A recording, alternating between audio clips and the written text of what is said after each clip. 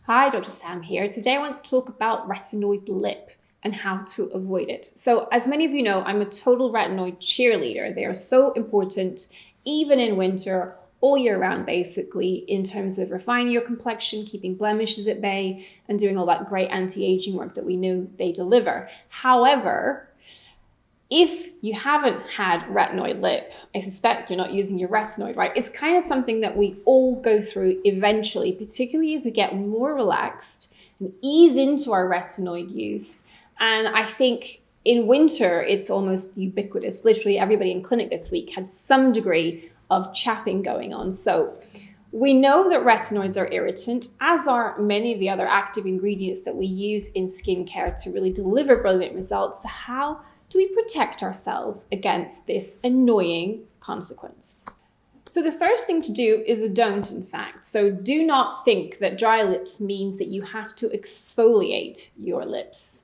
Basically, we're dealing with a barrier that is thinner than anywhere else in the body. So you've got a very, very thin stratum corneum that is really not designed to hang on to water terribly well. So the last thing you want to do is to whittle away any of that vital barrier structure. So skip exfoliants.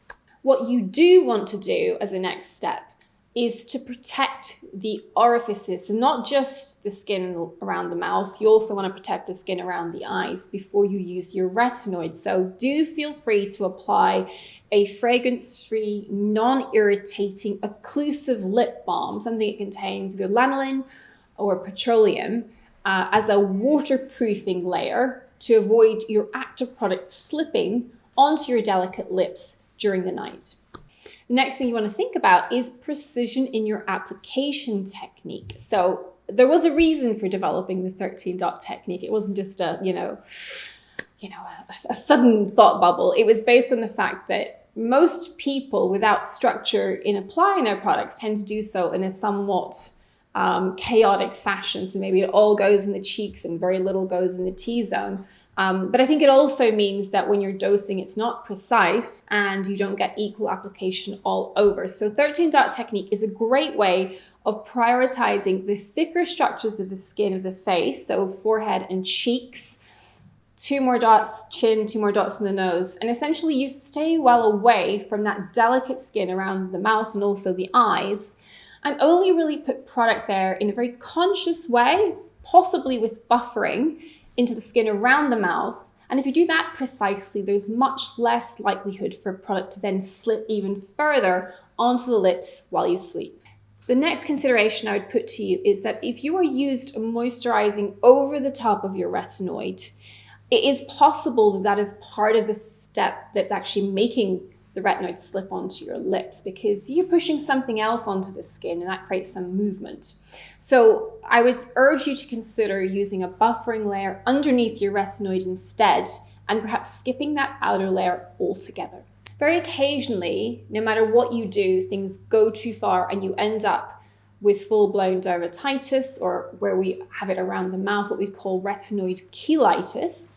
Typically, where retinoids might tend to collect at the corner of the mouth. This is particularly common as we get a little older, where a loss of volume creates a natural hollow, and product can tend to cling to those hollows. So I always tell patients to consciously wipe retinoid that might have accumulated from the sides of the nose and also any little furrows around the mouth. But if it does happen to you, whilst moisturizer may help, it might take a while to really get control. So it's fine to use a little bit of 1% hydrocortisone up to twice a day, very sparingly, just on the affected areas, to bring it under control more rapidly.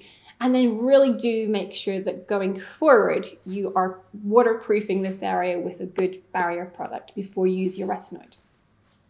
We mentioned this in last week's video, but I think it's really important to emphasize that if you're using retinoids and having problems with dry lips, when you go skiing, you must use a lip balm with SPF in it. Lips don't have any melanin, so they are not able to protect themselves well against sun exposure. And the fact that the stratum corneum is also thin means that, again, there's reduced sun protection built in. So do protect them carefully, and I'd recommend a physical block like zinc oxide to do this.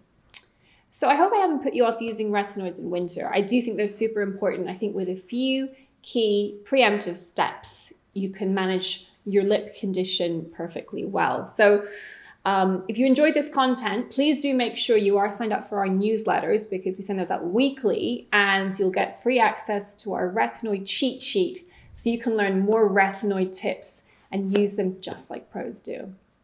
Bye for now.